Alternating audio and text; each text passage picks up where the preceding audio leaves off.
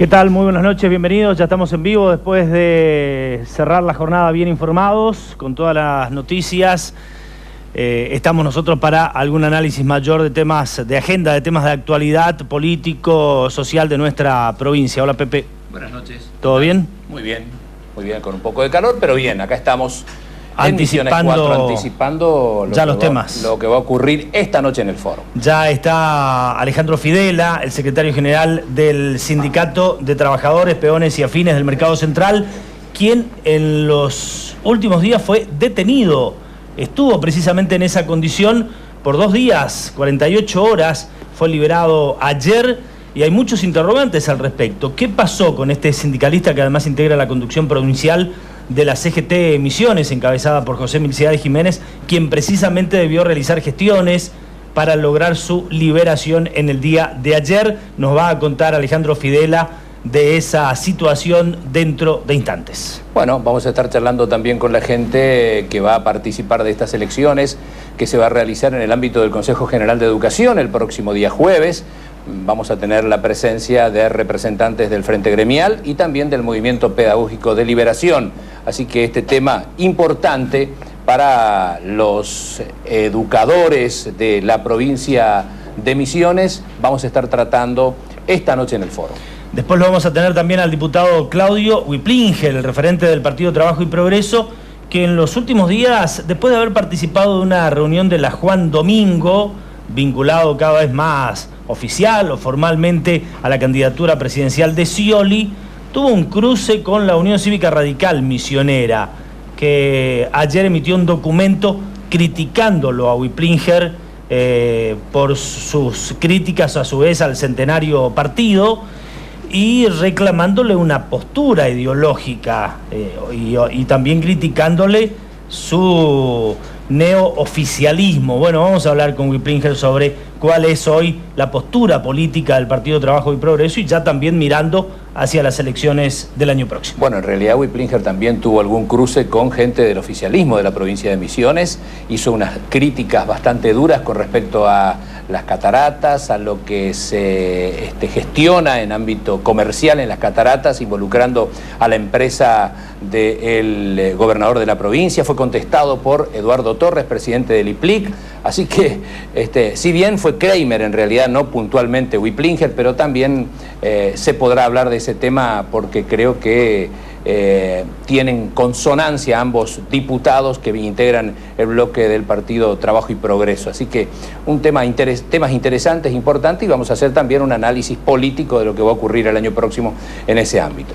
Y bueno, en el ámbito político, por estas horas, la interna del PJ, calificada con términos de escándalo, entre los adjetivos descalificadores que ha recibido el Partido Justicialista Misiones, que podía encontrar en la herramienta de una interna una opción, una posibilidad para reverdecer y recuperarse de los últimos resultados electorales que fueron muy malos. Sin embargo, esta interna entra en una zona oscura, con mucho de incertidumbre y confusión sobre el tema. Estuvimos haciendo algunas averiguaciones, hay algunas comunicaciones de último momento y va a estar aquí en el piso el exdiputado provincial Marcos Rodríguez, que encabezaba una de las listas originalmente oficializadas por la Junta Electoral Partidaria, pero que después habría sido cuestionada e inclusive removieron a 2 integrantes de la Junta como consecuencia de esa situación. ¿Qué es lo que va a pasar? ¿Va a haber internas en el PJ el 16 de diciembre?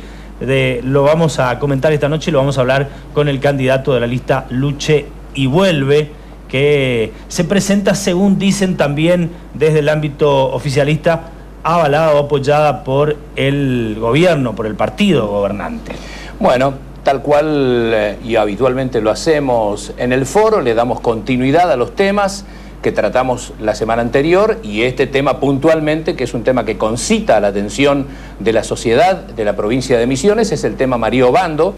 Vamos a estar charlando con una de las abogadas defensoras, entonces, en este caso la doctora Rosana Rivas va a estar en el foro dialogando con nosotros y haciendo un análisis de este primer día de alegatos, ¿no?, que se concretó hoy, y mañana es un día definitorio de realidad con respecto a la suerte que correrá a través de, después de lo que dictamine la justicia, María Obando. Así que vamos a tener la última mirada antes de conocer el dictamen de la defensa de María Obando. Bueno, entre los temas que vamos a considerar esta noche, como siempre, abiertos a la participación de todos ustedes. Perfecto. Estos son los temas que tratamos.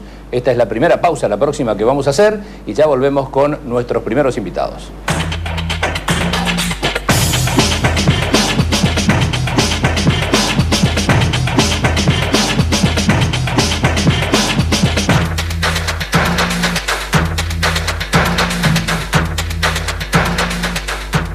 Trascendía en las últimas horas, como decíamos en la apertura, la detención de un dirigente sindical, el actual secretario general del Sindicato de Trabajadores, Peones y Afines del Mercado Central de nuestra provincia, ubicado aquí en inmediaciones o en el acceso a la ciudad de Posadas, Alejandro Fidela, quien es además integrante de la conducción de la CGT Misiones, que encabeza José Milciades Jiménez. Algunas versiones o algunas noticias indicaban de su detención el fin de semana.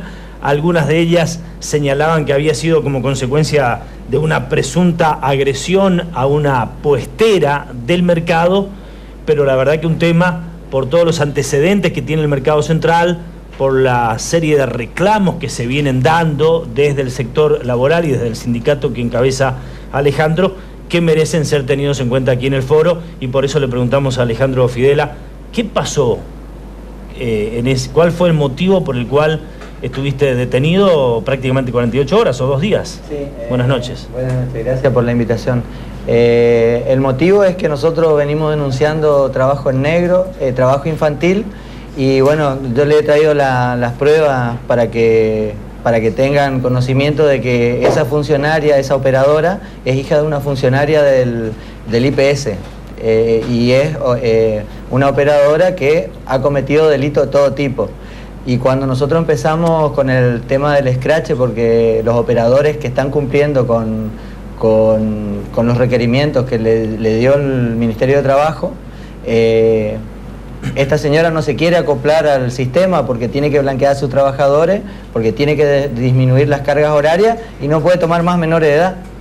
Y tiene que pagarle lo que corresponde, que nosotros habíamos arreglado en un principio en 2 pesos y bajamos a 1 peso porque los operadores estimaban o creían que era mucho. 2 pesos por bulto. Por bulto. Hasta que blanqueen al personal, porque nuestra meta es que blanqueen al personal que ellos tienen dependiente, y el resto nosotros veremos si formamos una cooperativa o formamos una asociación, o vemos cómo resolvemos el caso de otros muchachos que no quieren ser blanqueados o que tienen problemas. ¿Cuántos puestos aproximadamente hay en este momento? Según el listado que nos dio el Mercado Central, hay 79 operadores, pero hay muchos más. ¿Y por qué figuran 79 y ahí existen muchos más? Y ¿Por porque qué crees? Creo que tendrían que hacerle una nota al señor Nito Rodríguez, al presidente del Mercado Central, que también, sabiendo todas estas irregularidades, él las encubre.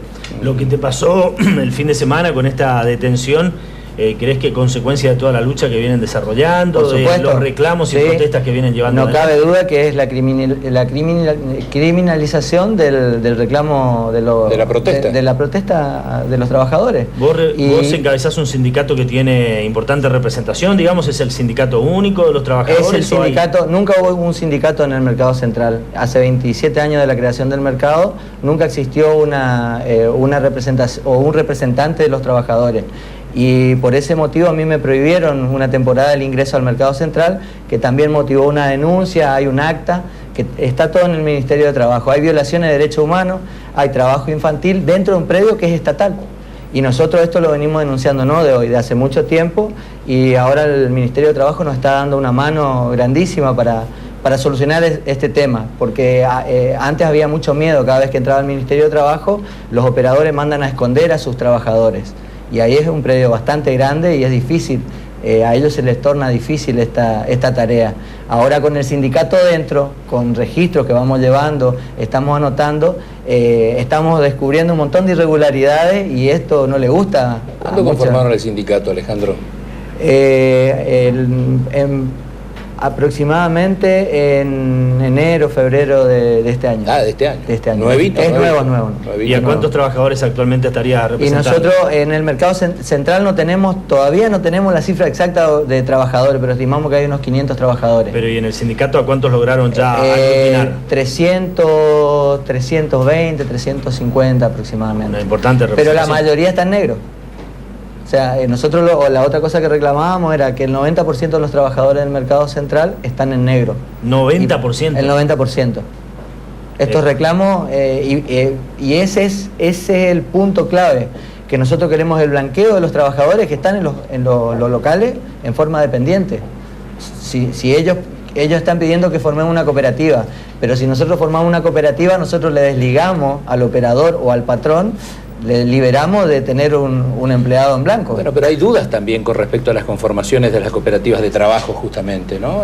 Sí, es que nosotros aceptaríamos, o sea, porque el gobierno, Julio Lesken fue el que había hablado de la cooperativa, que él cerró y dio como que íbamos a armar cooperativa.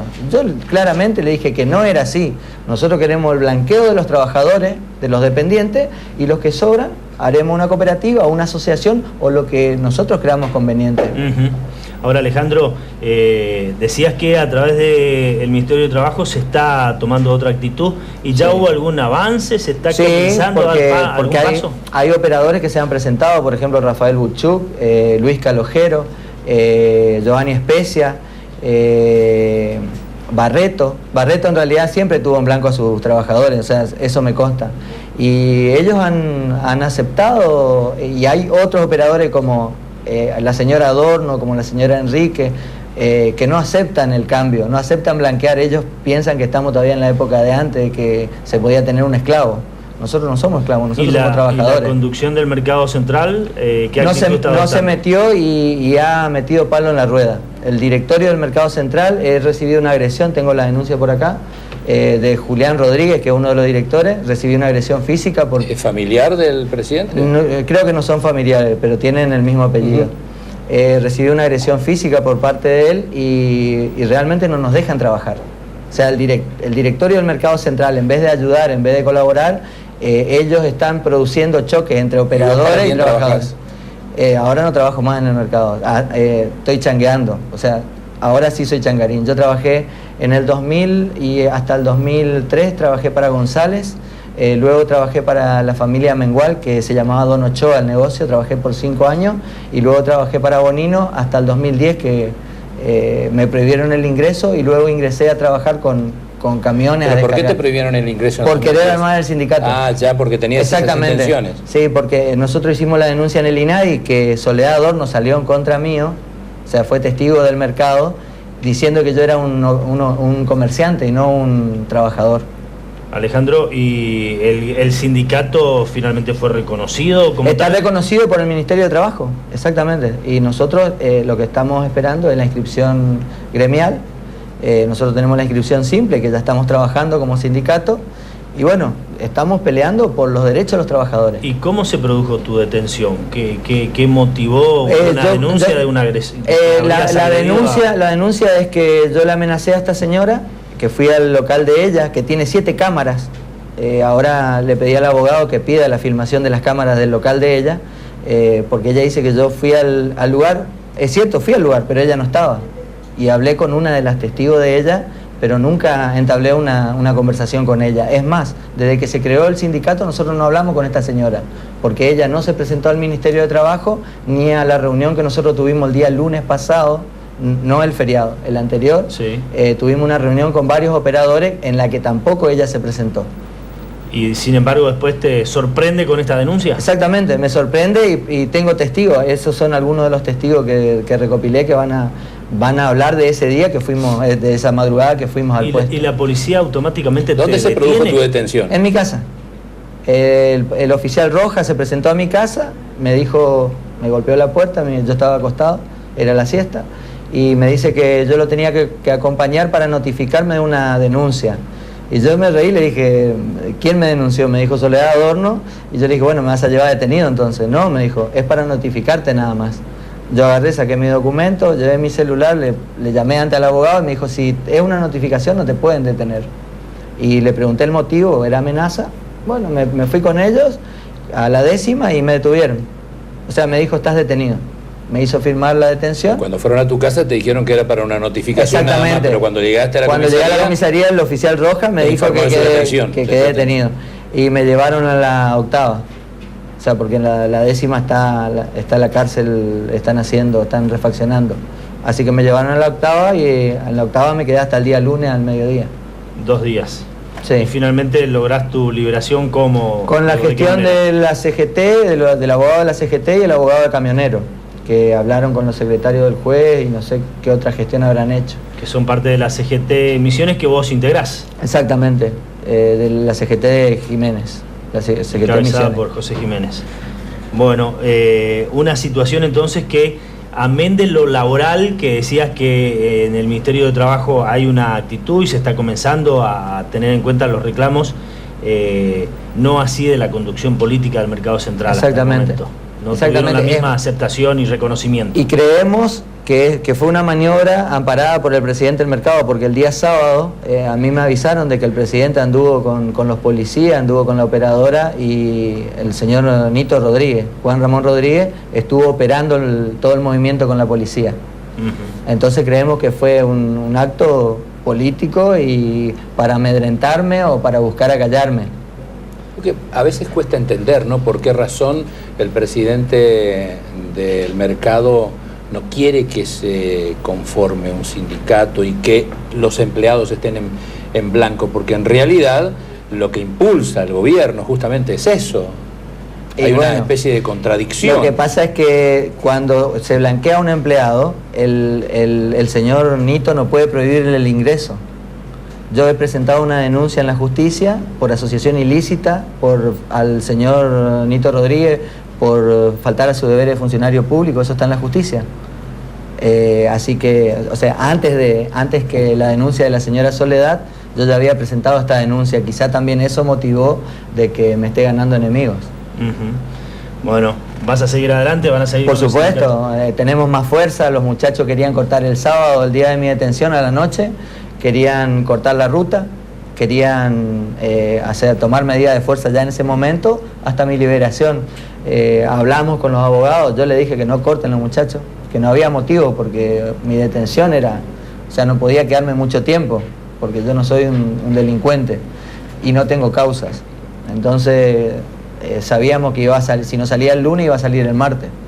Entonces los muchachos, accedieron, querían cortar otra vez hoy, querían cortar el mercado. Le dije que no, porque tenemos un compromiso con el Ministerio de Trabajo y con los operadores, que tuvimos la reunión el lunes en la que yo me comprometí a no cortar. Y ellos fueron los que me pidieron que actúe con cada operador, que no esté encuadrado en las leyes laborales. Por eso nosotros fuimos a hablar con la señora Soledad Adorno. Y no hubo ningún tipo de incidente. No hubo incidente, ni siquiera nos atendió porque no estaba. No estaba.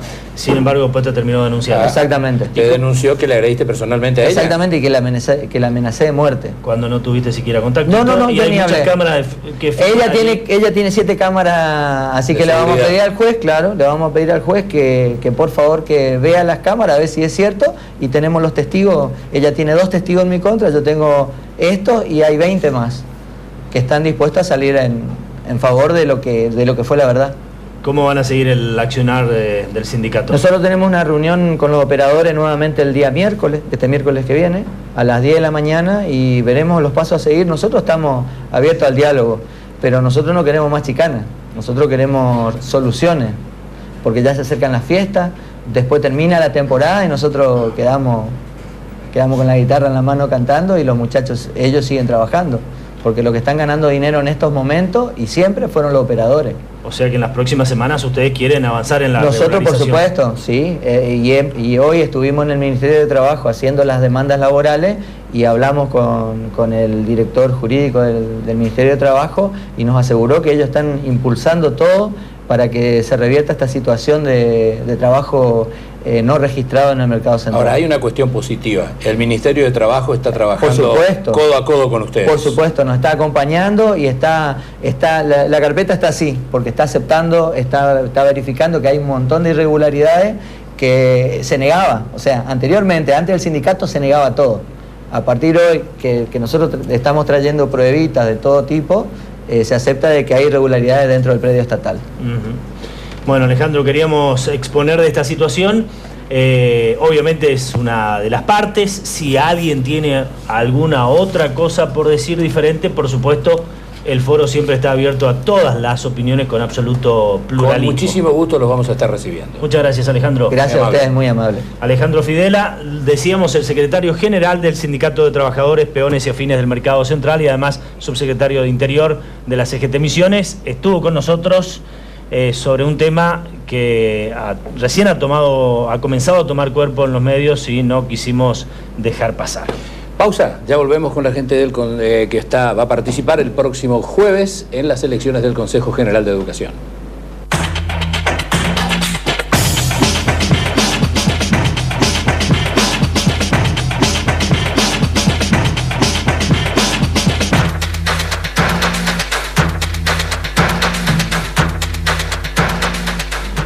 El próximo jueves hay elecciones de los representantes docentes a Consejo General de Educación y Juntas de Clasificación y Disciplina. En lo que hace a la rama primaria, hay 3 listas. La semana pasada estuvo aquí en el último bloque del programa Arnaldo Izzi, de la lista del Fretemis. Y obviamente hoy en nuestro último programa, ya previo a las elecciones, queríamos tener al menos de esta rama primaria las otras 2 voces de las listas que compiten en ese escenario, mientras que en rama secundaria hay 4 listas que compiten en estas elecciones a realizarse el próximo jueves. Hay un detalle que quedó expuesto en nuestro programa anterior de parte del candidato Arnaldo Izzi del Fretemis, en la que le preguntábamos si era el candidato o si su lista era la oficialista. Así es. Y es interesante la respuesta porque nos va a permitir, analizar entonces ese contexto de estas elecciones. Eso es recordar cortito lo que nos decía el candidato del Fretemis el martes pasado.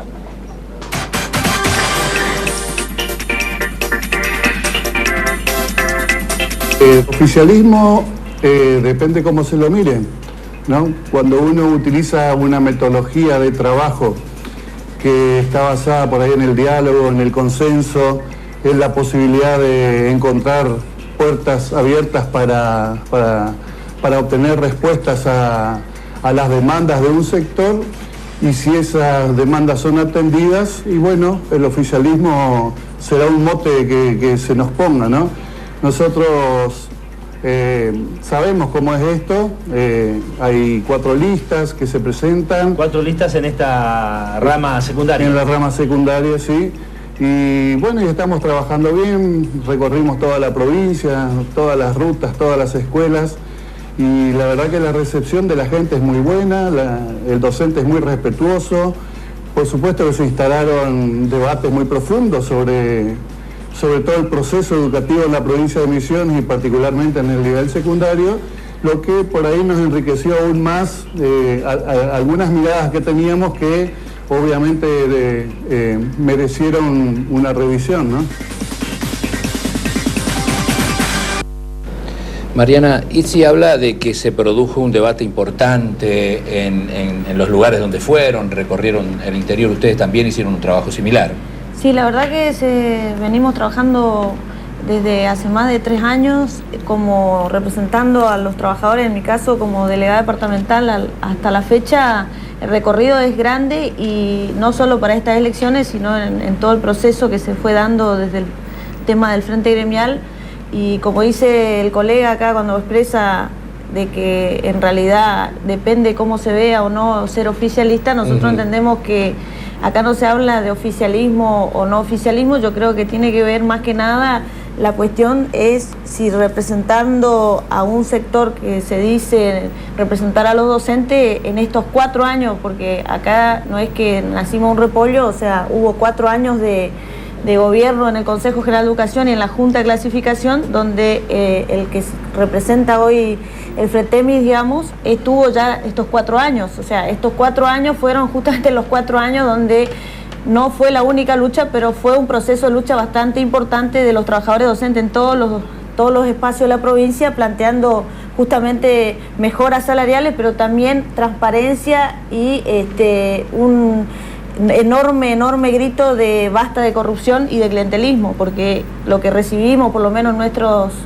encuentros con los docentes, como se habla en este recorrido, encontramos a cientos de docentes y de colegas dispuestos sí a expresar digamos mayoritariamente su rechazo a una política que en realidad en primaria se nota todavía o se profundiza aún más, porque siguen sosteniendo los colegas y los padres la escuela pública con rifas que el docente de primaria hace o con acciones, digamos, que a la hora de la verdad no se traduce tampoco en la valoración del salario ni de la valoración de institucional del colega de primaria, porque en concreto hoy un colega de primaria sigue ganando con 21 horas de trabajo 1/3 de lo que gana un colega de secundaria, y la realidad no es oponer pobre contra pobre, sino plantear la estrategia concreta que dicen o exigen los colegas de que por lo menos es un avance lo que se consiguió con la lucha. Y el diálogo que se habla, todos queremos un diálogo en realidad en pos de cuestiones laborales y salariales, o en este caso del Consejo de Educación. Nosotros entendemos que hay que plantear estrategias no tanto de solo confrontación, pero también de exigir lo que corresponde, o sea, que se respete el estatuto, que se garantice la transparencia en las designaciones de la Junta de Clasificación, que no haya más esta desidia de que van al Consejo de Educación muchos colegas y no saben si realmente el puntaje que tienen es real, porque en definitiva es lo que pasa. Y antes por lo menos había colegas que uno sabía que podía acudir y plantearle la cuestión y sabía que le estaba diciendo mínimamente transparentemente los puntajes que le correspondía. Esto no ocurre, hace 4 años que se avanzó en la destrucción de la carrera docente, y desde el Frente Gremial nosotros avanzamos justamente en posicionar esta cuestión no solo para los docentes, sino para la comunidad en general, y creemos que eso es lo que hay que recuperar con representantes genuinos de los trabajadores y de los docentes, mostrados en todo este proceso, que han definido, digamos, plantear estrategias justamente de recuperación de derechos docentes, y en Mariana, particular de los primarios. Sos la candidata a vocal titular por rama primaria de la lista número 1 Violeta, que es la representación en estas elecciones del Frente Gremial Docente. Sí, de hecho el Frente Gremial Docente se plantea como una herramienta más estas elecciones y el voto de los docentes, porque entendemos que este modelo de corrupción y de clientelismo avanzó justamente porque en los últimos tiempos los docentes avalaron con su voto estas cuestiones de sostener, digamos, a los que se dice el señor Izzi son representantes de algo que le da beneficio o que le da respuesta, cuando en realidad lo que le dan respuesta es a algunos funcionarios que se siguen favoreciendo con políticas clientelares y no le da respuesta al docente, porque de hecho hoy por hoy no se garantiza, digamos, mínimamente una transparencia, digamos, en las designaciones, no se garantiza en el caso del Consejo General de Educación. Hoy hay un sistema presidencialista donde solo el presidente define y no funciona como tal el Consejo como establece la Constitución. No hay consejos escolares que establecen también la Constitución que funcionen como tienen que ser, con participación de padres, docentes y alumnos, que garanticen la transparencia en el accionar del Consejo. La política educativa sigue siendo cero en cuanto a defensa de la escuela pública, se sigue subsidiando a la escuela privada y a los institutos privados, mientras no hay para pagarle a los suplentes. Por ejemplo, en Monte Carlo nos decían hace 6 meses que no cobramos, estamos en una situación desesperante y estamos abandonados, los suplentes es como que siguen siendo una tercerización dentro del mismo sistema escolar, y hay un montón de situaciones que de irregularidad, no tenemos ART. O sea, los trabajadores docentes estamos abandonados a nuestra suerte en caso de accidentes laborales. O sea, la política central de la corrupción de este gobierno está centrada prácticamente y sostenida más que nada en primaria. Bueno. Y ese es un tema a regularizar y a denunciar. Ese es el análisis de si te vamos a preguntar a ver cómo van a encarar, cambiar eso, qué es lo que van a hacer para cambiar esa realidad. Ahora, Carlos Duarte, ¿qué posición adopta con respecto a todos estos planteamientos del MPL y si tiene planteamientos similares? ¿De qué manera están trabajando? Ustedes son la lista número 3, color blanco para esta selección. La lista número 3, color blanco. Sí, nosotros principalmente por ahí nos diferenciamos de otros sectores que nosotros estamos planteando a través del movimiento la implementación de una verdadera política educativa. Nosotros queremos terminar con los parches, las discusiones aisladas de salario por un lado, y obra social por otro, jubilación por otro lado. Si de una vez por todas no discutimos todo el sistema educativo, que en eso está englobado lo que es el sistema salarial docente, la carrera docente, el sistema educativo en sí, que hoy está muy dejado de lado. Se habla de política educativa y nosotros en la provincia no tenemos política educativa, no tenemos un modelo pedagógico, no tenemos un currículum. Entonces nosotros desde el movimiento lo que estamos planteando es la discusión global y general de todo el estamento social y educativo. Cuando se habla de algún sector, se habla de que si es oficialista o no. Hay que simplemente recordar algo que dijo el presidente del Consejo General de Educación. Hay que apoyar a la lista 2 y 22 porque ellos le van a garantizar gobernabilidad. Y lo que nosotros decimos, la gobernabilidad está garantizada. Fue explícito el apoyo de Zafrán a la lista exactamente, fue explícito el apoyo. Ahora, ellos dicen que hay que apoyar este modelo educativo. Ellos no necesitan de los 2 representantes docentes para tener gobernabilidad. Tienen el presidente y 2 vocales electos en el Consejo. Los 2 vocales que son elegidos por los docentes siempre son minoría. Ahora, evidentemente, ellos no quieren a nadie que puede llegar a destapar todo ese antro de corrupción que ha sido el Consejo. Porque acá siempre se habla del corrupto, del docente, que es corrupto, pero no se habla del corruptor. Se habla del castigo que se le va a dar al docente a aquel que transgrede las normas, pero aquellos vocales y presidente del Consejo que han violado todas las normas, han designado gente en distintos cargos que hoy lo están poniendo en tela de juicio, ninguno va a ser sancionado ni ninguno va a terminar preso. Estamos hablando de un organismo de la Constitución que esas personas que hicieron un daño de más de 22 millones de pesos mensuales el año pasado, ninguno va a tener ninguna sanción. Nosotros nos preguntamos cuál es el modelo educativo que quiere implementar el señor Zafrán, aquel en el cual el suplente tiene 8 meses en la escuela sin cobrar, aquel que pasaron los interinos y suplentes 2 años sin percibir su salario y después no percibieron el artículo 9 ni el incentivo. Ya que lo mencionaba Duarte a Zafrán, recordamos que llegó a la presidencia del Consejo General de Educación después de una serie de denuncias por irregularidades y la decisión del gobernador inclusive de imponer una auditoría externa. A partir de esa situación y de este nuevo presidente, auditoría de por medio, ¿algo comenzó a cambiar o no? Y algo comenzó a cambiar, pero no sabemos hasta el día de hoy si es para mejor o para peor. Porque lo que nosotros tenemos que decir una cosa, en el Consejo General de Educación se ha dado un caso atípico en todos estos años de democracia. Por primera vez, los representantes docentes, por un lapso de casi 6 meses, han sido mayoría en el Consejo General de Educación. Funcionó con el presidente del Consejo y los 2 representantes docentes. Y si nosotros miramos las cosas que se aprobaron, como las resoluciones que intiman a los docentes a hacer buchones de sus compañeros en los días de huelga, eso fueron aprobados por nuestros representantes docentes.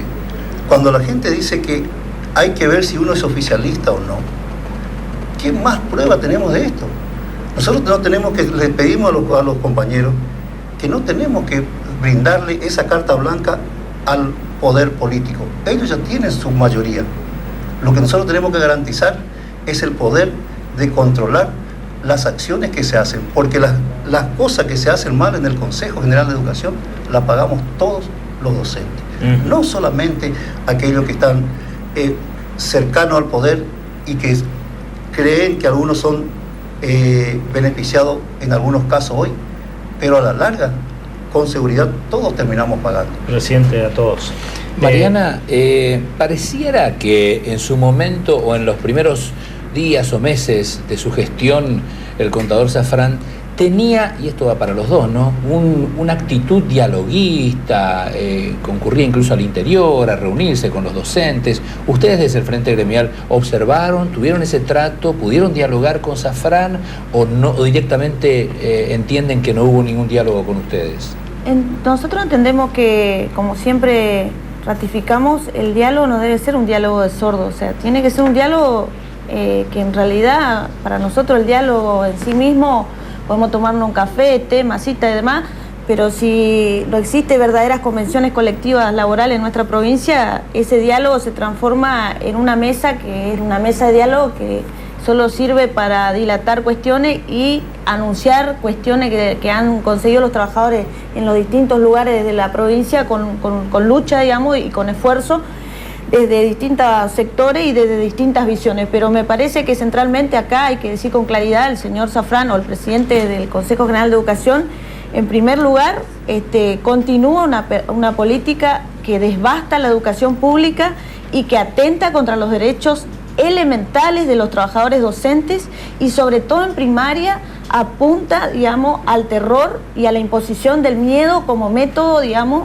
de instrucción a los supervisores y demás que son obsecuentes y avanzan sobre la destrucción de la carrera docente. Y en ese sentido es lo que hemos sentido en nuestra recorrida cuando estuvimos trabajando todo este tiempo y relacionándonos con los colegas en situaciones hasta de, digamos, de estrés de los mismos colegas, que en una escuela de Oberá, por ejemplo, está llena de polvillo, donde una trabajadora está internada por ese polvillo que le hace mal a su pulmón, y no se animan a decir nada porque la supervisora sale por teléfono a instalar la idea de que el que sale a decir algo va a ser digamos, cuestionado o mínimamente, o va a ser digamos, castigado. Y esto es lo que pasa en la escuela, y yo creo que lo que se va a expresar este 29 va a ser un masivo repudio a ese sistema de presión que hay constantemente, sobre todo en primaria, y va a plantearse la posibilidad de los trabajadores de una opción real, no la que plantea el señor Izzi, ni la que no quiere plantear el gobierno. O estamos, digamos, avalando nuevamente a sectores que ya han hecho esto que venimos planteando de los distintos sectores, o apoyamos con el voto a sectores que han denunciado las irregularidades, han sostenido una lucha permanente por la transparencia en las designaciones y de hecho consideran que no es pequeño detalle ni que haya uno o dos representantes que piensen diferente, porque a eso hace a la democracia. Está bueno que haya distintos sectores de pensamiento, está bueno que haya pluralidad de ideas, y está bueno también de que haya control, porque cuando todos responden a un mismo sector, el control se termina, porque todo como que termina avalándose, claro, porque somos del mismo grupo. Claro. Entonces me parece importantísimo que este 29 los docentes, primero que vayan a votar, porque generalmente en estas elecciones es el 20% el que vota por ahí y es muy poco el padrón, digamos, en cuanto a eso. Creo que esta vez los docentes se van a movilizar con medios propios o con los ajenos, pero saben que ese día 29 van a apostar. Y en este caso nosotros planteamos de que el apoyo a la lista 1 es a un sector que ha venido planteando seriamente, con seriedad, con estrategias, con propuestas y con mucho trabajo, una propuesta alternativa a este clientelismo, a estas prebendas y a la destrucción de la escuela pública, que en realidad es lo que nosotros vamos a seguir defendiendo, no solamente desde los sectores activos, sino con los jubilados que siguen insistiendo de que acá no es una cuestión solamente de un sector, sino que todos los trabajadores docentes de la provincia deben exigir derechos. Y cuando se habla de derechos, se habla de que exigimos lo que nos corresponde. Cuando se habla de prebenda, estamos pidiendo por favor que nos den algo que en realidad termina siendo un control de parte del sector que está en el gobierno, en este caso el señor Zafrán, y en ese sentido creemos que ha sido una continuidad su política. Para darle respuesta a su pregunta, ha sido una continuidad absoluta y no pretendemos, digamos, ser ni siquiera agresivos, pero la realidad es que en la práctica no se respeta el estatuto, se sigue sin sostener un llamado solo a concurso de antecedente de oposición.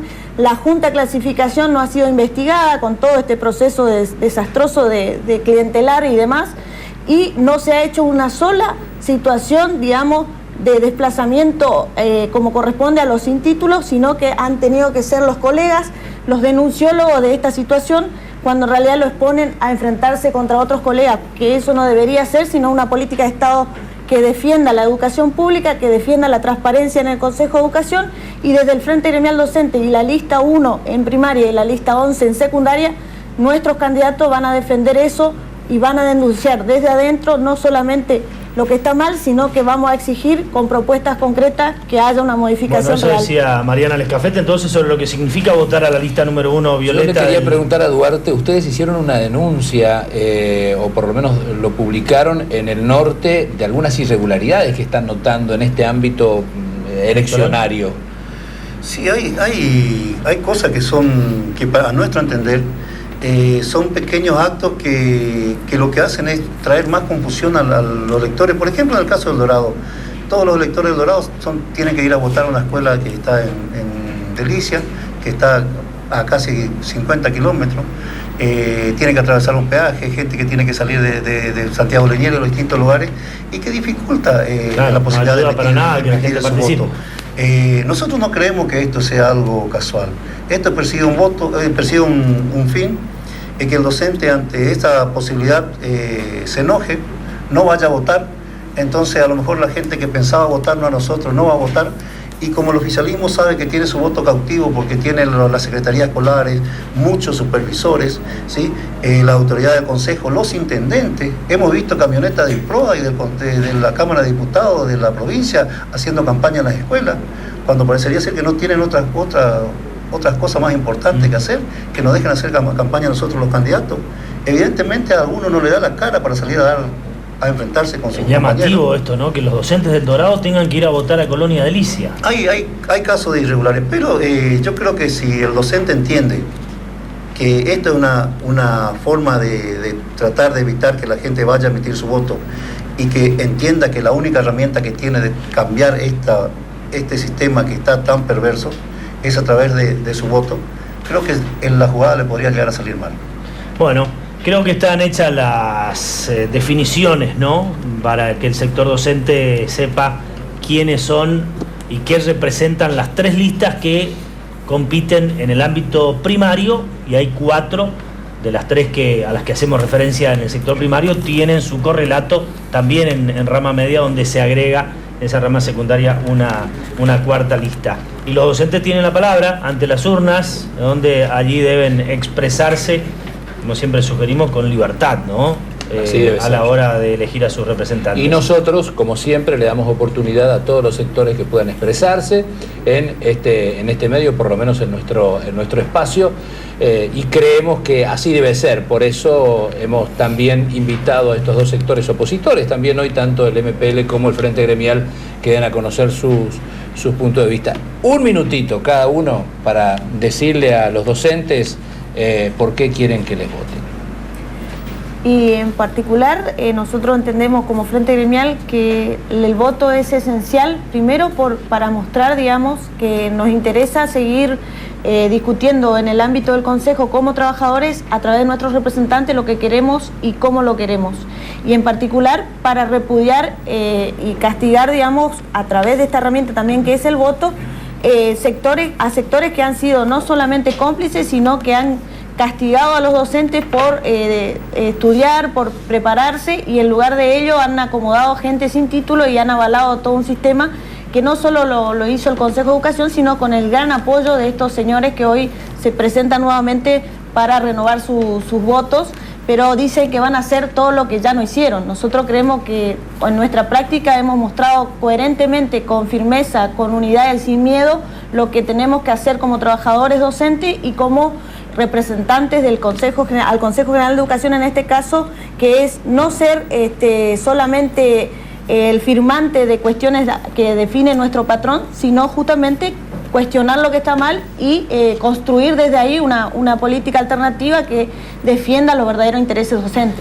Duarte, por último, cortito. Sí, nosotros tenemos lo que queremos transmitirle a los compañeros es que la elección es una cuestión coyuntural. Nuestro proceso de crecimiento en el MPL va mucho más allá que el 29 de noviembre. El 30 nosotros vamos a continuar porque los temas que nosotros estamos tratando son mucho más profundos que una simple elección, que si bien es cierto queremos ganar las elecciones porque sabemos que muchas cosas se pueden corregir desde adentro, pero tenemos que entender una cosa, que las elecciones podemos ganarlas o perderlas. Lo que nosotros nunca podemos perder como docentes son nuestros principios, nuestros valores. Y el día 30 de noviembre vamos a necesitarlos más que nunca para construir la provincia y el país que queremos. Algunas opiniones de nuestros televidentes, como siempre, muy cortito también. En este gobierno dicen la corrupción está enquistada en todos los ámbitos. Fuerza Mariana Lescafete, dice Alfredo de Garupá. La renovación creó cargos a sus amigos, ejemplo el famoso Neni. Otro que también critica la gestión de Zafrán, dice estamos peor y somos nosotros los que pagamos el sueldo, y a los cómplices, supervisores y directivos. Y uno que agregaba fuerza, a ambos podrían estar juntos para tener más poder, manifestaba Silvia Pinto. Pero ese es un tema que ya quedó también planteado en otra oportunidad. Bueno, dependerá hacia adelante. Estas son las condiciones en las que se presentan a las elecciones docentes los distintos sectores, entonces, precisamente de los educadores misioneros. Gracias a ambos por estar, gracias por el respeto, creo que les sirve a ambos, ¿eh? Nos vamos a reencontrar seguramente en el próximo bloque con el diputado Claudio Wiplinger del Partido Trabajo y Progreso para ver, estas polémicas que han existido en las últimas horas y esa inserción cada vez más formal u oficial en el apoyo a Daniel Scioli y su candidatura presidencial. Ya volvemos.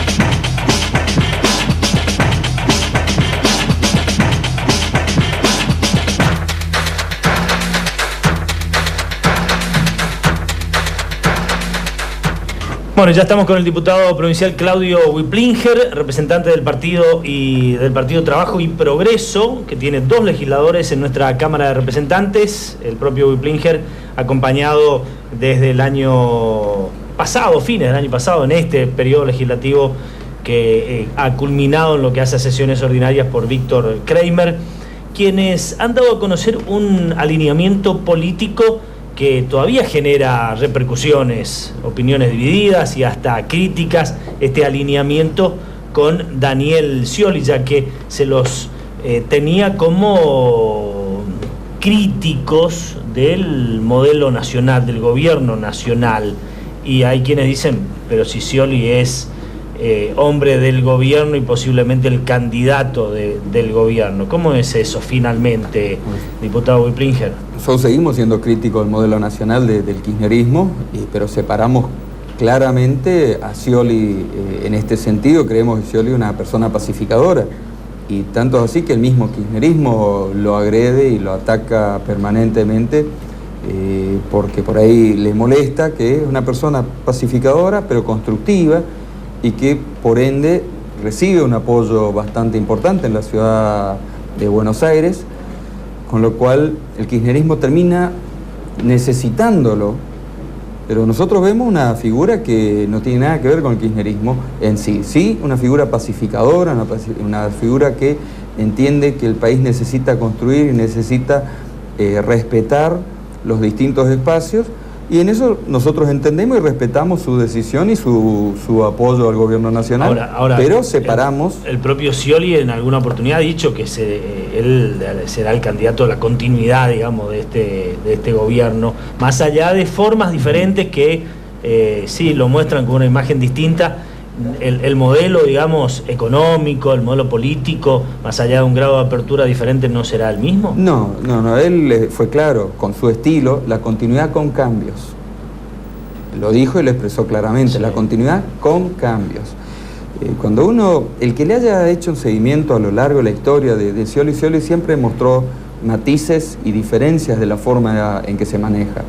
En eso nosotros vemos un estilo que nos agrada, que nos gusta, y lo diferenciamos claramente del kirchnerismo. Por eso podemos hoy, desde nuestro partido provincial, con nuestra autonomía como Partido Trabajo y Progreso, empezar a buscar un trabajo en conjunto con una de las personas que creemos que tiene mucho para aportar a este país, que creemos que va a curar muchas heridas que actualmente y muchas divisiones que actualmente se generan desde el kirchnerismo. Esto es lo que vemos nosotros y lo que ven muchos sectores. Lo ve, por ejemplo, Moyano, que está hoy abiertamente enfrentado al gobierno nacional y en cambio apoya claramente, y lo expresó en varias oportunidades, la posibilidad de Daniel Scioli presidente. O sea, somos muchos los sectores que... Ustedes ya son parte de esa agrupación, la Juan Domingo, digamos, que viene haciendo campaña por Scioli 2015. Nosotros nos sumamos, empezamos a trabajar con Baldomero Álvarez. El sábado pasado estuvimos en Buenos Aires en la reunión nacional que se hizo, en la cual participó. Es la primera vez que Scioli participa de una reunión de una agrupación que le impulsa claramente como candidato presidencial. Siempre, lógicamente, con la posición que tiene él, que es una posición siempre muy tranquila, de medir los tiempos, de cuidar, de transmitir mensajes de unión y de buscar que los enemigos sean claros. La falta de empleo, o sea, la inseguridad, que como políticos nos aboquemos a construir y buscar que los conflictos que se generan de distintos sectores no nos consuman el tiempo que necesitamos dedicar para solucionar los problemas. Por eso nosotros en ese sentido consideramos que es una de las figuras que va a pacificar este país y que va a volver a poner al país de vuelta en el mundo para volver a dar fiabilidad y generar alternativas laborales otra vez. ¿Y crees que finalmente va a tener el apoyo del kirchnerismo o tendrá que enfrentarse con el kirchnerismo? No sé, yo creo que lo que vaya quedando el kirchnerismo, porque hoy se está diluyendo lentamente el kirchnerismo, creo que para no desaparecer del todo va a terminar teniendo que darle un apoyo. Pero eso, si él se va a enfrentar o va a apoyarlo, creo que es una decisión que lo va a tomar él. Nosotros vemos en la persona y en el trabajo que viene llevando el futuro, y es donde tomamos la decisión de empezar a trabajar en conjunto, independientemente a cómo él trabaja y a cómo él decide aguantarse todos los agravios que vienen desde el gobierno nacional y mostrar su mejor rostro y su mejor voluntad, demostrar que es una persona que prefiere ligar un cachetazo y seguir trabajando en pos de corregir los problemas y no en pos de prenderse en peleas que no aportan nada y que solo dividen al país, que es uno de los grandes problemas que vemos hoy en el kirchnerismo nacional, que está haciendo una división de amigo-enemigo y donde directamente al que opina diferente no solo lo trata de enemigo político, sino que lo acusa de antipatria. Y esto realmente es malo para un país, no es positivo una división donde vemos a veces hasta en grupos familiares, donde hay sectores que empiezan a entrar en conflicto por posiciones políticas.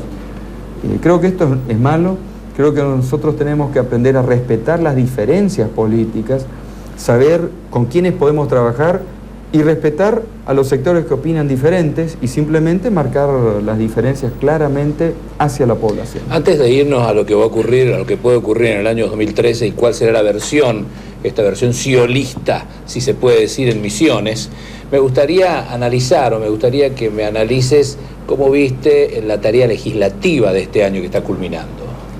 Este año fue una tarea legislativa tranquila. Realmente. Provincial me refiero, ¿no? La provincial, sí, netamente la provincial, donde tuvimos la oportunidad todos los partidos políticos no oficialistas, o opositores, como le gusta llamarse por ahí a algunos sectores, tuvimos la oportunidad de que nos respeten y nos den la posibilidad de aprobar proyectos presentados, y que fue por ahí la posición que desde que entré a la Cámara nosotros vinimos buscando mostrar, que no porque critiquemos lo que entendemos que son falencias de este gobierno y que las vamos a seguir criticando, no nos vean como enemigos, sino simplemente como una voz crítica, pero siempre en posición constructiva. Nosotros buscamos en ese sentido poder demostrarle a la población misionera que hay gente que se mete en política pudiendo criticar lo malo, pero siempre buscando construir, siempre buscando reconocer también las cosas buenas que puede hacerse dentro de un gobierno.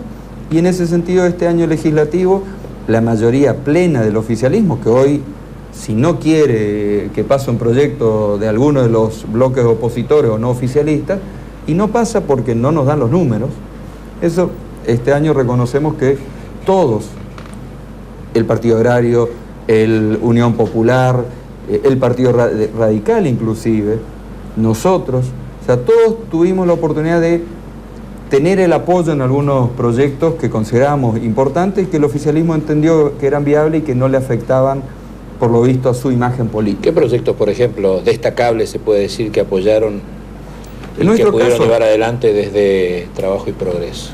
En nuestro caso, 2 puntos. Por un lado, un planteo que era para el orden nacional, que era el pedido para que todo el NEA, empezando por Misiones, lógicamente, deje de pagar el canon del 6 por 1000 sobre, que es una recarga que todos los usuarios, inclusive los de los barrios más humildes, pagamos como subsidio a Santa Cruz, y en ese mismo proyecto lo que se planteaba era redireccionar estos recursos que el resto de las provincias se les solicitaba que sigan por un tiempo aportando para el gasoducto. Eso tuvo apoyo. Si bien esto se tiene que tratar después en Cámara Nacional, fue un proyecto que avanzó también un proyecto que de autoría del diputado Kramer, junto conmigo como acompañante de bloque, para aprovechar una idea que la tomamos de Brasil, donde en todas las publicidades que tengan que ver con cuestiones automotrices, vaya incluido frases para hacer conciencia a lo que es un manejo más seguro, que es una forma de, sin anexar costos y de muy rápida, ¿cómo se dice?, instrumentación, se pueda afianzar un poco más la conciencia en todo lo que son manejos más prudentes para buscar salvar vidas, que en definitiva es una de las grandes discusiones en el tema de vialidad que hoy tenemos dentro de nuestro país. Claudio, y en ese contexto, cercanos a Scioli, es decir, al peronismo de alguna manera, porque Scioli reivindica su pertenencia peronista, como decía, continuidad con cambio, vos subrayás por allí la palabra cambio, pero también habla de continuidad Scioli. Hacia el 2013, ¿cómo van a encarar electoralmente del Partido Trabajo y Progreso? El 2013 es para nosotros una elección provincial donde Trabajo y Progreso se va a presentar a pelear la Diputación Provincial y estamos avanzando en los trámites para buscar lograr los permisos para pelear las diputaciones, la Diputación Nacional también, que entendemos que van desdobladas, por lo menos así lo expresó el oficialismo hasta ahora. Pero esto es independiente al trabajo hacia futuro que estamos haciendo con el Sciolismo. Scioli hacia 2015. Exactamente. Sí estamos buscando trabajar con sectores justicialistas, así como también con sectores del radicalismo que se fueron sumando a nuestro grupo de trabajo. Hay sectores que hoy no se ven, como se dice, con una respuesta desde su partido, que es el justicialismo, por los conflictos, por los manoseos que tienen internos. Lo que buscamos dentro de nuestro partido, sin pretender que renieguen de su origen, buscamos darle un lugar donde se sientan que hay respeto por la cultura del trabajo, por la justicia social, y que en definitiva lo importante es poder trabajar para generar mejores condiciones para todos los ciudadanos, y en eso con el justicialismo tenemos coincidencia, pero creemos que desde nuestro partido hoy tenemos mejores condiciones para llevarlo adelante. Hay un trabajo social interesante que están realizando en la ciudad de Posadas, un trabajo también que tiene que ver con capacitación, digamos, si bien obviamente es importante entender de que hay que disponer de mayor infraestructura y economía como para llevar al interior, digamos, pero están despacito llegando al interior. Nosotros lo que se hace en el CACIC, que son cursos gratuitos de capacitación, de preparación, que se lo hace con el grupo humano nuestro y con gente que se fue sumando, que quiere hacer, quiere aportar algo a la sociedad y a la comunidad. Nosotros lo que hicimos es aprovechar un espacio físico que teníamos, invertimos en dejarlo en condiciones de hacer un salón de usos múltiples, un salón de disertaciones con capacidad de 120 personas, todo esto dispuesto en forma gratuita para el uso comunitario y principalmente para lo que son actividades que sirvan para profesionalizar y aportar algo a la ciudadanía. Hacia el interior se buscó hacer cursos, es más difícil por falta de estructura, por falta por ahí de tiempos, pero lo que se está buscando es poder llevar algunos de estos cursos en casos puntuales, solo que los cursos que son por ahí de 4 etapas, en 4 semanas continuas, cuando se organizan en el interior necesitamos que se unifiquen en un solo día, por una cuestión de logística. Nosotros no contamos con un aparato, con estructura, como para poder alquilar salones fácilmente o para poder hacer que la gente que dedica su tiempo personal a dar algo hacia la comunidad viaje de forma continua, pero hoy lo que más sirve, además de ayudar a una parte ya de la comunidad, es mostrar que durante el resto de la época, no plena campaña política, nuestro grupo humano sigue trabajando en la comunidad y sigue aportando algo que es darle herramientas de conocimiento a la sociedad. Es buscar mostrar en definitiva que cuando se tiene voluntad, más allá de que por ahí sea una gota en medio de un desierto, pero es buscar mostrar el ejemplo. Bueno, tenemos numerosas manifestaciones de los televidentes, a ver cómo sintetizamos con la mayor expresión de los mismos. Blanca, buenas noches. Sí, ¿qué tal? Muy buenas noches. En primer lugar, una consulta. Señor Wiplinger, ¿usted se siente peronista? Nos consulta un televidente, después también otro nos dice, Scioli sacó más votos que Cristina y le sumó un gran porcentaje en las elecciones pasadas. Cualquiera va a ser mejor que Cristina y que el kirchnerismo que terminó dividiendo al país con la soberbia. Claudio Wiplinger, ¿reconoce o tiene alguna simpatía por el señor Galeano? ¿Qué relación tiene con él? ¿Cómo explica el diputado Wiplinger su cercanía a Rovira y al mismo tiempo sale en el programa de La Nata cuestionando a Rovira y a los jueces?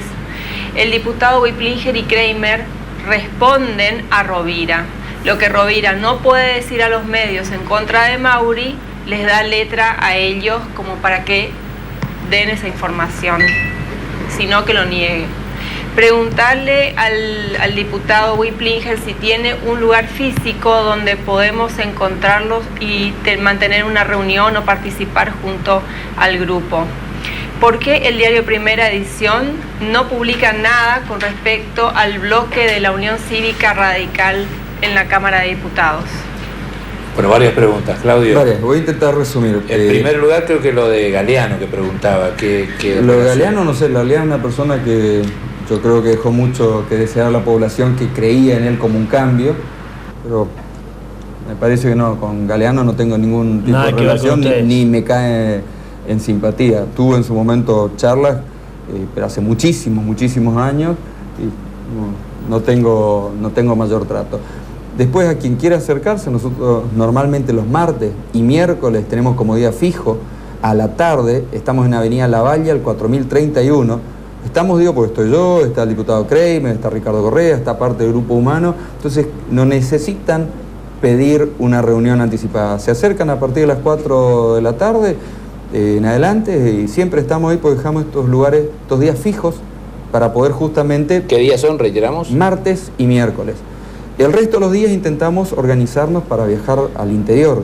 Había por al menos 2 o 3 televidentes que hablaban de la cercanía con Rovira y que les parecía extraño que en el programa La Nata aparecieron ustedes cuestionando el enriquecimiento. Mira, la cercanía con Rovira la plantean sectores que se ve que le preocupa nuestro trabajo que venimos haciendo, o que por ahí pretenden que nosotros seamos extremistas en nuestras posiciones, que nosotros eso siempre fuimos claros. Nosotros buscamos mostrar que se puede decir las cosas de frente y se puede criticar, que es lo que hicimos en La Nata, donde yo expresé, estuvimos 1 hora de entrevista y lógicamente el programa extractó partes porque los tiempos en la tele son así, donde claramente definimos nuestra posición y la vamos a seguir manteniendo.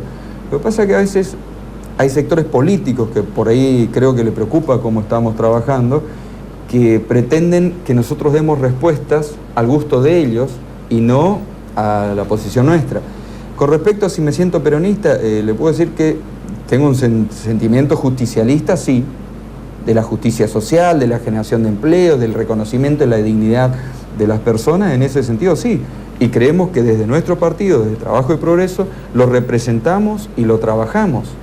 En ese sentido nos sentimos mucho más cómodos con una línea justicialista más que por ahí con la actual cúpula de la UCR, con la cual la realidad no nos entendemos muy bien por la forma en que se maneja, y por ello justamente hay mucha gente de origen radical que actualmente está trabajando ya dentro de nuestro partido, inclusive afiliada a nuestro partido. Hubo un comunicado radical en las últimas horas, inclusive oficial del partido, que firma el presidente del Comité de Provincia, Damiani, y el presidente de la bancada, Pastori, donde te cuestionan una postura ideológica ni, según dicen en ese comunicado. ¿Lo pudiste leer? ¿Querés darle una respuesta a ese planteo? Puedo hacer un comentario, no una respuesta porque creo que no vale la pena. Sí, un reconocimiento de ellos al trabajo que venimos realizando, porque que el presidente del bloque y el presidente del partido hayan hecho un comunicado intentando decir cómo tenemos que expresarnos, cómo tenemos que movernos, creo que realmente es un reconocimiento al trabajo y al segundo lugar que sacamos en las elecciones pasadas. Así que le agradezco la atención, pero le reitero que nosotros no nos vamos a dejar manejar por opiniones ajenas.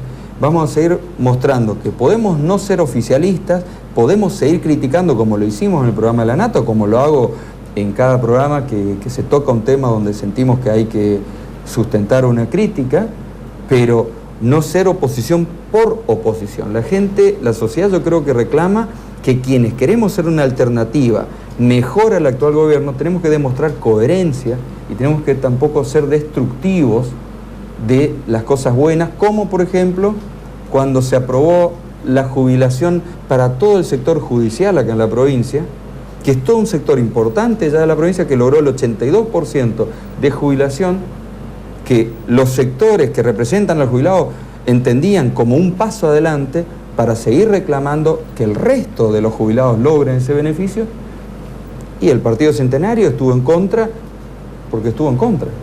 Está bien, para finalizar brevemente, ¿qué opinás respecto del tema Obando? Yo creo que desnuda una realidad crítica de nuestra provincia, ya que decir que 12 chicos no tenían documentos, que no podían cobrar y acceder a la protección del Estado, y que el Estado tenía la información, porque María Obando lo plantea y lo esgrime, que ella se presentó muchas veces, ya no hubo respuesta, recién ahora le están haciendo los DNI. Entonces esto es una crítica grave al actual gobierno, donde se jacta de su plan hambre cero, y esta es una situación donde, está bien, en la pobreza hay distintas situaciones, hay gente que a pesar de la pobreza logra contener, pero contener a 12 chicos, con un abandono de sus parejas, con un abandono del Estado, de una persona que realmente uno entiende no estaba en condiciones ya de razonar ni siquiera cómo hacía.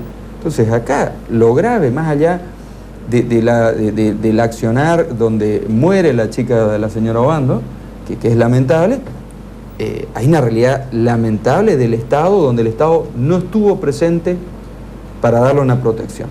O sea, la madre tiene sus responsabilidades, pero acá lo que uno ve es las condiciones que tienen muchas María Obando en la provincia con distintos nombres, de decir que hay 12 chicos que no tenían documentos, donde la madre no podía acceder a los beneficios porque el Estado no los tomaba como personas. Recién ahora, después de este incidente, los toman como ser humano. Esto es una barbaridad y es una crítica directa a la falta de compromiso de quien gobierna.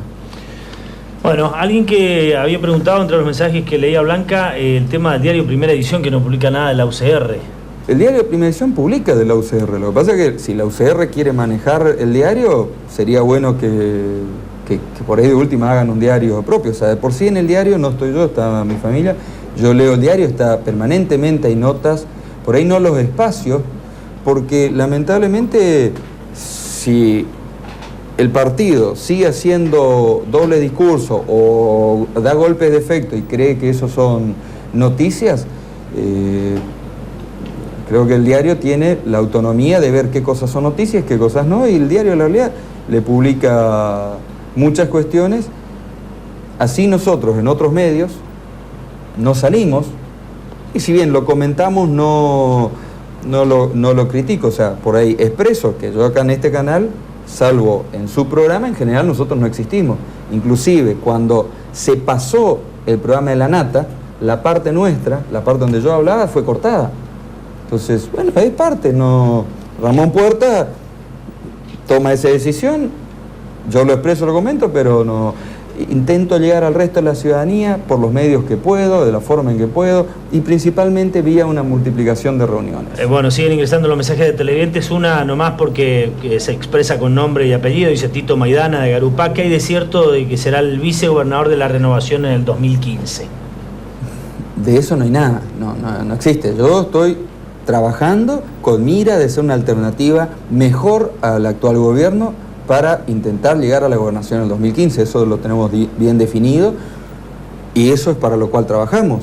Yo creo que hoy todas estas elucubraciones que es un uso de costumbre en la política, sirve por ahí para sectores que hagan sondeos, para confundir, para intentar elucubrar futurismo, pero nosotros tenemos definido a intentar llegar a la gobernación y para eso tenemos que demostrarle a la población que estamos preparados y lograr que una masa importante de la sociedad se sume a ayudar que este proyecto vaya para adelante, así que tenemos muchísimas tareas durante 3 años para hacer. Muchas gracias. Gracias, diputado Plinger. Y hablando del ámbito político, ya está detrás de cámara el ex diputado Marcos Rodríguez, que se presentaba a las elecciones internas del Partido Justicialista, encabezando una lista, la denominada Lucha y Vuelve, pero en este momento no se sabe ni si habrá elecciones internas del 16 de diciembre, al menos es la impresión que nos da. Veremos qué nos dice Marcos Rodríguez después de la pausa.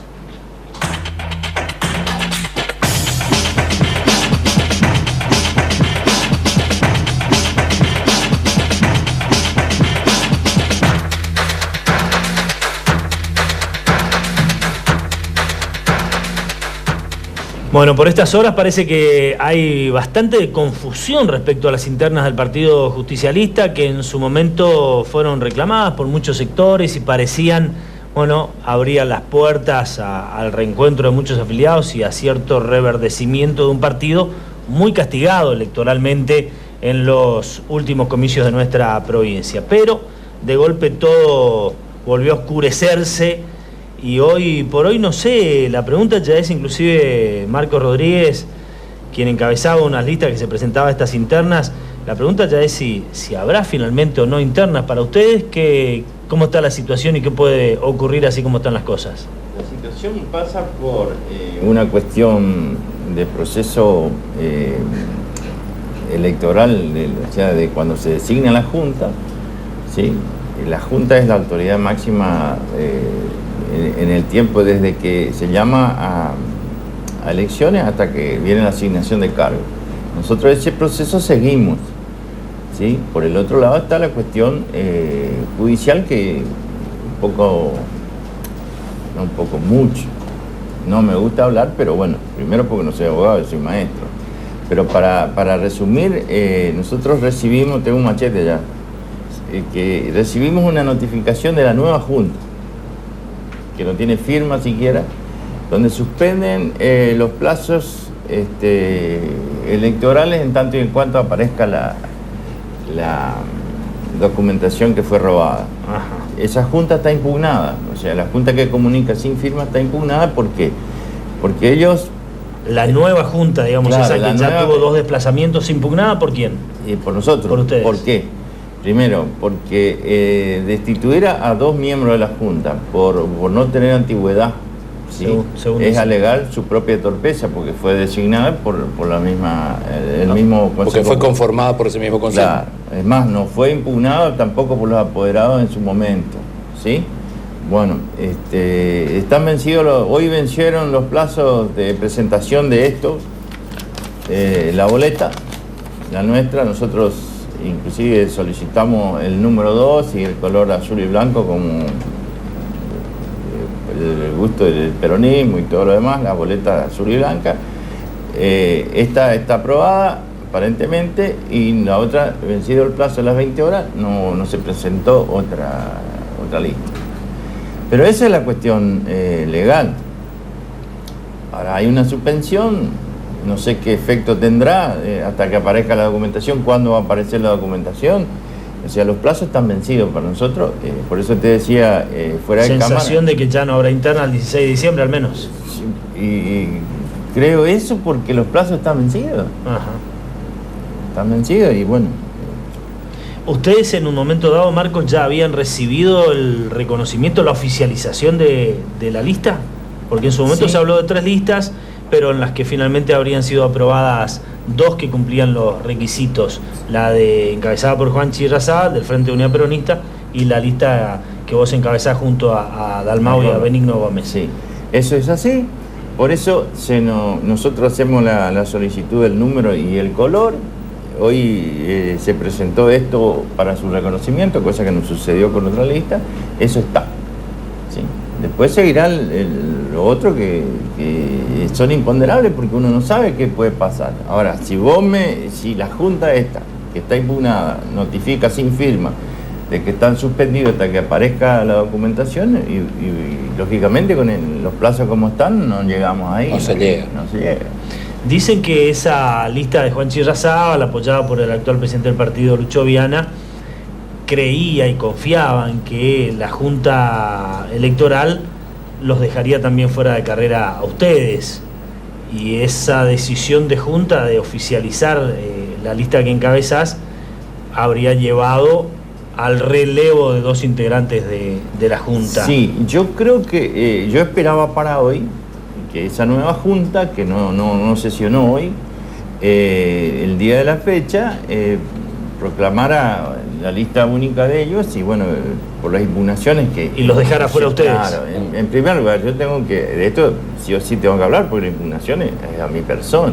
O sea, que lo dejen afuera a Marco es insignificante al lado de toda la movida que hay en la gente, en los compañeros y en el interior.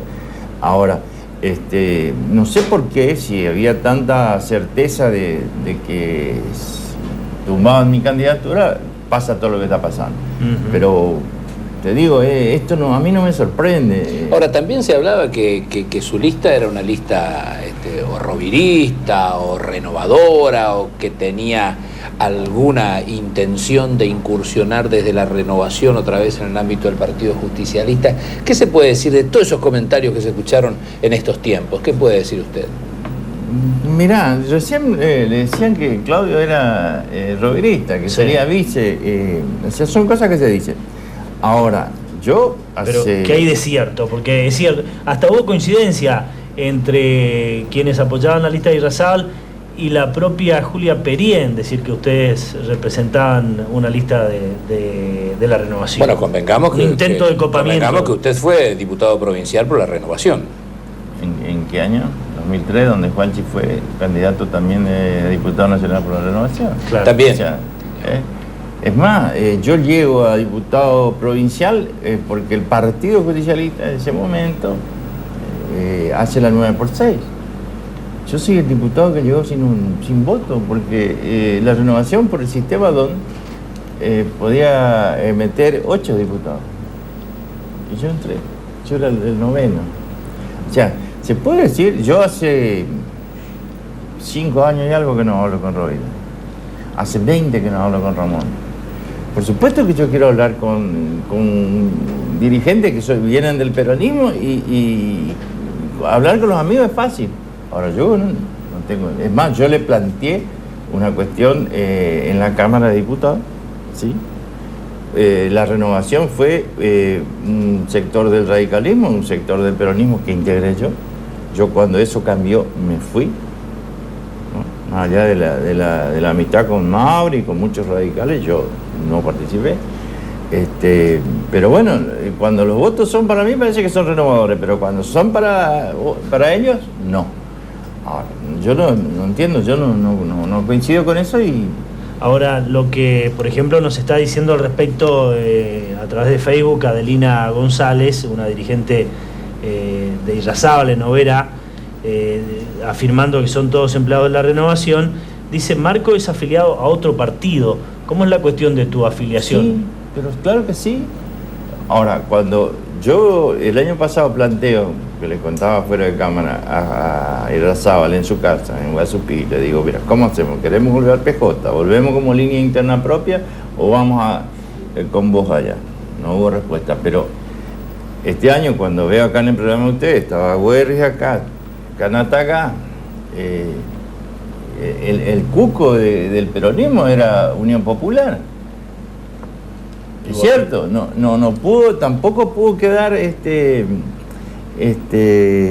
Canata y por supuesto menos yo, la misma Julia. O sea, no nos están echando nos llaman. Claro, en un primer momento parecía que había una apertura, las puertas para que vuelvan. Sí, pero imagínate vos, si no queda Julia, que fue una de las impulsoras del adelantamiento de las elecciones, ¿cómo vamos a quedar nosotros? Entonces, pero esto confunde, esto este manoseo. Es más, yo creo que esta exposición mediática y el haber encabezado esta movida hace de que uno también quede salpicado por esto, cuando solo queríamos votar. Y decían ellos, Marco no tiene nada. Y es cierto, yo no tengo nada porque yo me considero propio. El voto de la gente no tiene pelo ni marca. Algunos dicen sacamos 106.000 votos el año pasado cuando Juanchi fuese candidato a senador, Julia diputada nacional, y yo era también candidato. En ese momento no interesaba si Marco era amigo de Rovira, de Pedro, de Pablo. Estuve ahí. Y es cierto, yo estuve en el memo. Ahora, cuando se presenta una ficha de afiliación, no aparece. Me voy con el escribano a la Junta, presento la ficha ahí, me reconoce la afiliación la Junta, que es la autoridad en este momento, y presento una Lucho, ¿no es cierto?, que está recibida con sello y firma de una de las personas. Pero esto no sorprende, fíjense esto. El año 91. A ver si podemos mostrar la cámara. San Vicente. La agrupación interna Tarumá. Yo me presento en contra de la afiliación peronista. 91, estamos hablando más de 20 años. Lo mismo me hacen. Me sacan del padrón a 34 afiliados para que yo no complete los avales. Yo me doy cuenta por qué. Porque el portero de la escuela en que yo trabajaba y una maestra fueron sacados del padrón. Yo tuve que recurrir a la justicia federal para poder... Y por suerte, ganamos por 9 votos. En un momento muy difícil, por supuesto. ¿Ganaron aquella interna? Sí, yo fui secretario general del PJ. Yo fui congresal del PJ. Sí. Yo me fui, es cierto, yo me fui con un montón de compañeros a la renovación. Los mismos compañeros que quieren venir. Es más, en el año 2007, cuando Lucho lanza su candidatura, siendo diputado, 2006 creo que fue, yo, como diputado, estuve al lado de Lucho. El año pasado estuve en la lista. O sea... Y en aquel entonces Héctor Carvalho que estaba... Carvallito. Para repasarnos un poco. Bueno, eso, ¿no? vamos a sumar algo de nuestros televidentes al respecto sobre una interna del PJ. Lo último que nos ha dicho Marco Rodríguez, que la Junta Electoral, renovada parcialmente por la conducción partidaria, ha decidido suspender los plazos electorales según se los han comunicado. ¿Qué dicen nuestros televidentes, Blanca? No todos los peronistas son honestos, muchos esconden otros intereses. Cuando se vaya Cristina y el kirchnerismo corrupto, volverá el verdadero peronismo. Hablan del interior, pero en Monte Carlo no tenemos a nadie que nos represente. Les dije, nos dice otro televidente, que no existe el peronismo. Huerta tenía razón. Y Irrazábal y Mieres son kirchneristas. Y todos los kirchneristas llevaron a desunir al peronismo. Rodríguez no es afiliado al PJ y pregunten dónde se llevaron las dos listas con la anuencia de 3 de la Junta que recibieron dinero de parte de él y Rolo. Esa es una última inquietud. Respecto a este tema de la desaparición de los documentos, de las listas, desaparecieron los documentos de las dos listas, ¿qué sospechas o suspicacias hay al respecto? La información mediática dice que la nuestra solo, pero desaparecieron todas. Todas. Todas las carpetas. ¿Y quién es responsable de esto? Y se estará investigando. ¿Y desapareció del partido? Tenía una faja, rompieron la faja, con una llave, llevaron las carpetas. Claro, con una llave. En esta situación, Marcos, ustedes que se presentaron a esta interna, ya con poca expectativa, por lo que nos decía, de que la interna se desarrolle el 16 de diciembre, ¿piensan de todas maneras seguir insistiendo en un proceso electoral y presentarse en internas? Vuelvo a repetirles, el camino legal del llamado interno, nosotros seguimos ese camino. Yo creo que en estas condiciones están vencidos los plazos. ¿Qué significa eso? 31 de marzo. Seguramente ahí donde van a converger los candidatos a autoridades partidarias y los candidatos electorales. cargos electivos. Seguramente que ahí se va a volver a presentar, nosotros tenemos que seguir, faltan solo 4 meses, si bien están las fiestas y demás, hay que seguir, a lo mejor tiene que conducir otro este proceso para que sea a lo mejor un poco más fácil. ¿Una intervención estás pidiendo? No. En el caso de nuestro grupo, sí, yo no pido intervención porque eso ya pasó y no fue nefasto. Yo estoy diciendo que nosotros tenemos que seguir conduciendo esto, que a lo mejor, y les decía también de que en este manoseo que hubo, esta exposición mediática que a mí nada me gusta, fui yo el que estuve al frente de todo esto y compartiendo o debatiendo con la lista opositora. Yo creo que a lo mejor el desgaste ese, así que tenga que ser otro compañero. ¿Quién encabeza la lista? ¿Quién encabeza la lista? Claro. Gracias. Gracias, Marcos. Muy amable. El exdiputado Marcos Rodríguez, en esta interna del PJ, que así como están las cosas, ya no darían los plazos entonces para que se elija nueva conducción partidaria el 16 de diciembre. Una muy pequeña pausa y nos contactamos telefónicamente con la doctora Rosana Rivas para saber las últimas novedades respecto del tema Obando. Ya volvemos.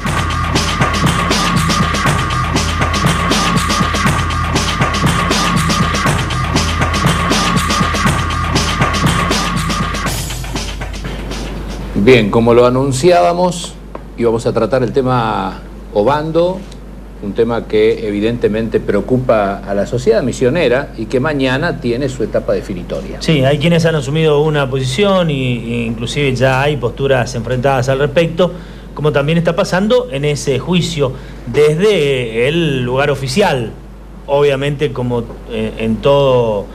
ante todo tribunal, de la Fiscalía, que es la parte acusadora, quien hoy se expresó en su alegato, y la defensa, que tendría que hacerlo mañana, según entendemos también para mañana declararía finalmente María Obando. Se lo preguntamos a una de las abogadas defensoras, a la doctora Rosana Rivas. ¿Ya está previsto que declare mañana María Obando ante el tribunal? Rosana, buenas noches. Buenas noches. Sí, mañana va a declarar María. También aclararle que ya hoy se hicieron los alegatos de la defensa también pidiendo la absolución, y en realidad se partió pidiendo la nulidad del requerimiento del fiscal por algunas digamos unas instancias técnicas, y bueno, y después alegando la inocencia de María, que pidió la absolución. Ajá. En principio, ¿qué opinión tienen de lo que fue el alegato de la Fiscalía? ¿Lo sorprendió en alguna medida o fue, digamos, en realidad, lo que esperaban? Nuestro plan fue, primero, el planteo de la nulidad que se hizo fue porque justamente el requerimiento que hace el fiscal no fue muy claro. Finalmente, incluso cambió muchos de los hechos. Esto es una cuestión técnica, ¿no? Pero cuando se usa el requerimiento de elevación a juicio, se determinan los hechos que se le imputan a María en este caso, y es alrededor de ese hecho que se ejerce todo el derecho de defensa. Cuando se llega a este juicio, vemos que cuando el fiscal sostiene su acusación, que en el momento cambia todos los hechos en los que lo imputa, es más, sostiene una historia, porque como cambia la carácter, o sea, cambia, digamos, el pedido, el tipo penal que finalmente pretende por la que se le condene a María, también cambia los hechos en los que se funda el requerimiento, y una vez más, que es lo que hicimos notar, parte para sostener esos hechos en el testimonio de la madre de María, que es excluido por el tribunal. Él mismo se allanó a ese pedido de nulidad, y por el otro lado toma también los dichos de una menor de edad, que en este caso es la nieta de María. Entonces, digamos, todas estas cuestiones tornan el acto nulo, y eso es lo que lo planteamos. Pero igualmente, como también él toca determinadas cuestiones que tienen que ver sobre todo con la personalidad de María, con su situación con los hijos y demás, se contestó cada uno de esos hechos con las propias constancias que hay en el expediente. El fiscal no supo, por ejemplo, decir cuándo se supone que se configuró el abandono, porque no supo situarlo en tiempo. Salió con el relato de que la madre de María la vio 3 o días antes, y a la nena abandonada, tirada detrás de una letrina, todas esas cuestiones que ya fueron descartadas del juicio. Volvió a insistir con eso, que esta teoría simplemente surge a partir del relato de esta nena. Todas esas cuestiones que no son menores por sí tornan nulo todo el procedimiento. Más allá de eso, como le decía, nosotros sostenemos que María es una persona que ha obrado con respecto a sus hijos siempre de acuerdo a sus posibilidades, y eso se probó, por ejemplo, que la nenita Carolina, cuando se la detecta con bajo peso y le ordenan a María hacer el tratamiento, le prescriben un tratamiento, lo hace dentro de sus posibilidades. La nenita aumenta 2 kilos, eso lo dice el propio médico. Un mes antes de su muerte se había constatado su mejoría, que María los mandaba a la escuela, que si María los dejaba solo, como dice, era porque se iba a trabajar, volvía a su casa, o sea, no se supo, por eso digo, es muy difícil contestar en términos reales una imputación como esa, porque no fue clara, digamos. ¿Y de qué creen ustedes sirvió el testimonio de este periodista de aquella zona que había presentado incluso algunas pruebas y filmaciones? Bueno, ese periodista, por ejemplo, el trabajo de investigación que ofreció como prueba el fiscal se descartó, eso no lo admitió el tribunal. Claro, hoy de todas maneras estuvo expuesto, Rosana, a la opinión pública, digamos, se pudieron ver esos testimonios que insisten en la responsabilidad de María. ¿Ustedes cómo vieron ese material, si lo observaron?